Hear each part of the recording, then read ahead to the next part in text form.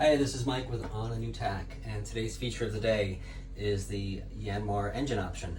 So we're in the port side engine compartment. I'm on the little bench that's built in here.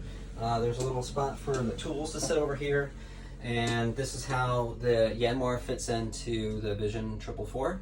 Uses the same gearbox going to the same sail drive, but the Yanmar is one of the options as opposed to the Nanni, and there it is.